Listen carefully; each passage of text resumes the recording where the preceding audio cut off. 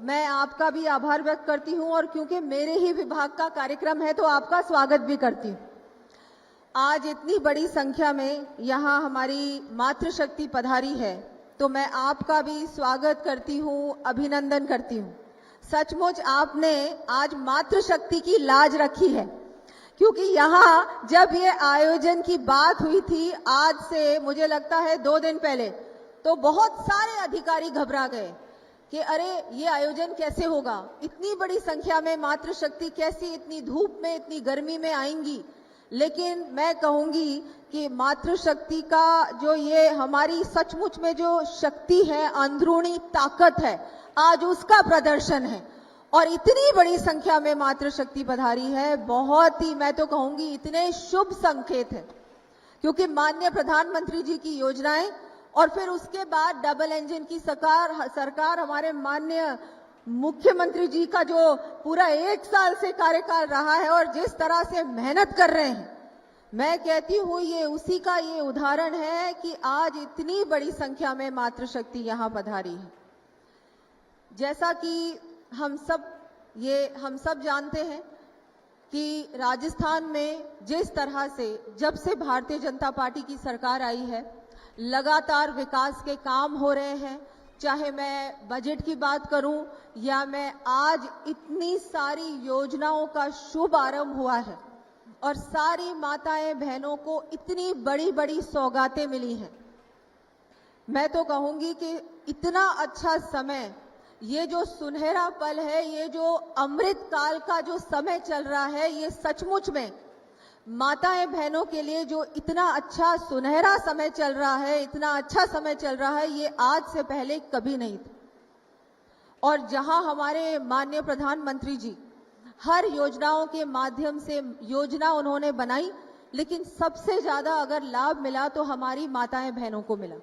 चाहे उज्ज्वला योजना हो, चाहे हर घर जल की बात हो, चाहे सड़कों की बात हो, चाहे स्वच्छ भारत अभियान में शौचालय बनाने की बात हो, चाहे बेटी बचाओ बेटी पढ़ाओ की बात हो, हर योजना का केंद्र बिंदु माताएं बहनें हैं।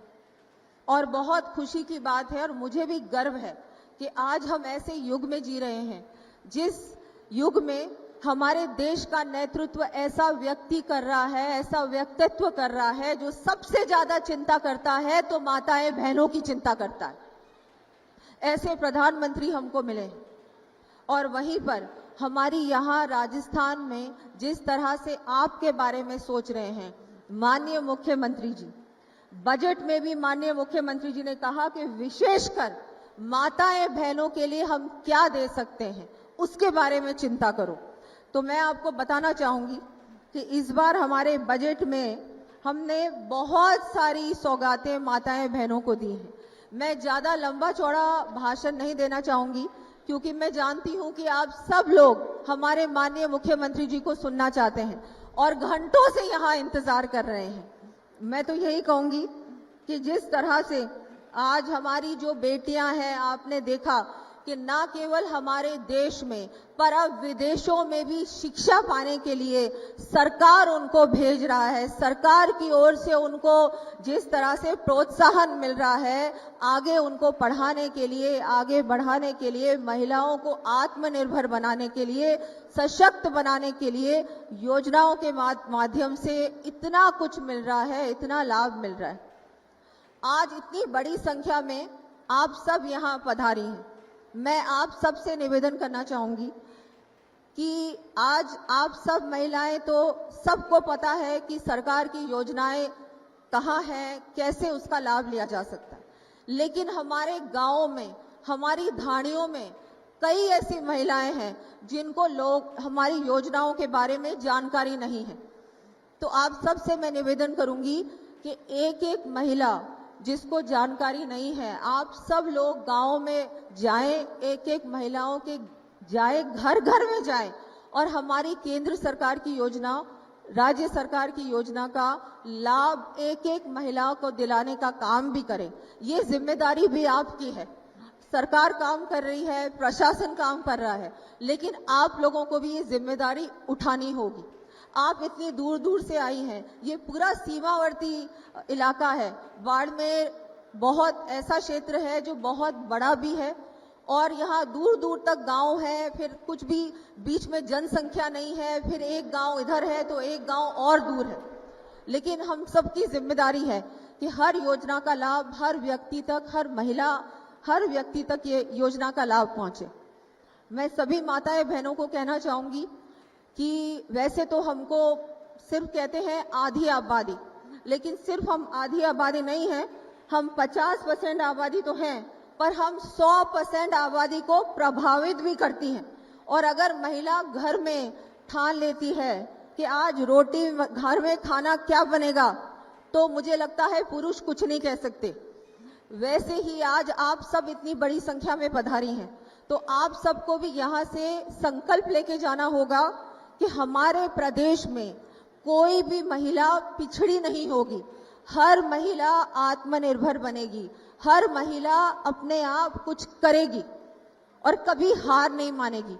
राजस्थान वीरों का प्रदेश है, वीरांगनाओं का भी प्रदेश है। यहाँ पन्ना धाई भी हुई है, यहाँ मीराबाई भी हुई है, यहाँ रानी पद्मिनी भी हुई है, यहाँ अमृता देवी बिश्नोई भी हुई है। तो ये ऐसा प्रदेश है, यहाँ कभी महिला ने हार नहीं मानी है। लेकिन आज भी समय वही है, आज भी महिला को अपने आप को भी मजबूत करना है और अपने साथ ठान के जाइए कि मैं भी मजबूत होंगी, मेरे साथ 100 महिलाएं भी मजबूत होंगी। आज रमा देवी जी भी यहाँ पर मंच में हैं, बहुत सारी महिलाओं को रोजगार दिला रही हैं, लेकिन वो अकेली रोजगार दिला रही हैं। क्या यहाँ पर आप सब मिलकर रमा देवी नहीं बन सकती? बन सकती हैं। क्या आप सब मिलकर दिया कुमारी नहीं बन सकती? बन सकती हैं। आप सब ये हमारी देखिए कलेक्टर साहिबा भी महिला, डिविजनल कमिश्नर भी महिला। आज हमारी महिला किसी से कम नहीं है। भारत की महिला आसमान छू रही है, आसमान ही नहीं अंतरिक्ष तक जा रही है। सुनीता विलियम्स सब जानते हैं। तो आप सब लोग भी, आपके अंदर वो सब कुछ है, वो ताकत है, तो उस ताकत को आपको और आगे बढ़ाना है और अपने आप भी आगे बढ़ना है और हर महिला को मजबूती देनी है, आत्मनिर्भर बनाना है। मैं सबका आभार व्यक्त करती हूं कि आप सब यहाँ पधारे भी हैं और अब हम सब लोग मुख्यमंत्री जी को सुनने के लिए आतुर हैं। तो बहुत बहुत मैं धन्यवाद देती हूं। जय भारत, जय राजस्थान।